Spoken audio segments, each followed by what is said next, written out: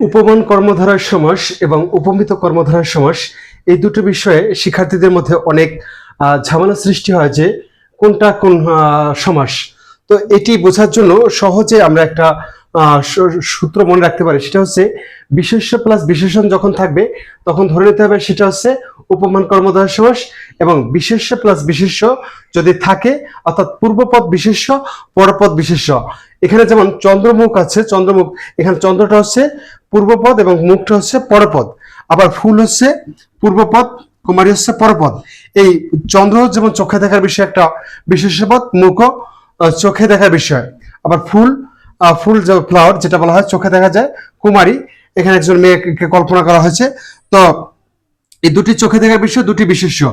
আর বিশেষ্য আর বিশেষণ বলা আছে, কুসুম হচ্ছে পূর্বপদ, এটা হচ্ছে বিশেষ্য, আর কোমল যেটা হচ্ছে নরম গুণ, তাহলে এটা হচ্ছে বিশেষ ধর্ম, অর্থাৎ এখানে বিশেষণ হিসেবে ব্যবহৃত হবে। তুষার হচ্ছে বরফ, আর শুভ্র হচ্ছে সাদা, তুষারের গুণটা হচ্ছে শুভ্র, অর্থাৎ বিশেষ্য প্লাস বিশেষণ থাকবে, আর এখানে হচ্ছে বিশেষ্য প্লাস বিশেষ্য। এখন এটা যদি আমরা নির্ণয় করি, কুসুম, কুসুম কি লিখবো, কুসুম কমলের ন্যায়, কুসুম, কুসুমের ন্যায় কমল, এভাবে লিখবো, কুসুমের ন্যায় কমল, কুসুমের ন্যায় কমল। আর তুষারের ন্যায় শুভ্র, তুষারের ন্যায় শুভ্র। আর এখানে যেটা মনে রাখবো, যদি এটা একটু এতটুকু মনে রাখি যে চন্দ্রকে তুলনা করা হয় নাকি মুখকে তুলনা করা হয়, চন্দ্রের সাথে মুখকে তুলনা করা হয়েছে, তাহলে আমরা লিখতে পারি মুখ চন্দ্রের ন্যায়, অথবা লিখতে পারি চন্দ্রের ন্যায় মুখ,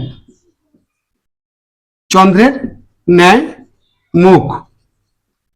আরেকটা লিখেছি এখানে ফুল কুমারী, তাহলে কি লিখবো, ফুলের ন্যায় কুমারী, অথবা কুমারী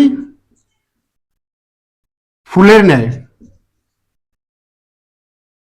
এখানে আরেকটা বিষয় লক্ষণীয়, ন্যায় বা মতো শব্দটি সবসময় উপমান ডান পাশে বসবে। উপমান এখানে যার সাথে তুলনা করে সেটা হচ্ছে উপমান, যেমন ফুলের সাথে তুলনা করেছে এই জন্য ডান পাশে ফুলের ন্যায়, চন্দ্রের সাথে মুখকে তুলনা করেছে চন্দ্রের ডান পাশে ন্যায়। যেভাবে লিখি দুইভাবেই সঠিক।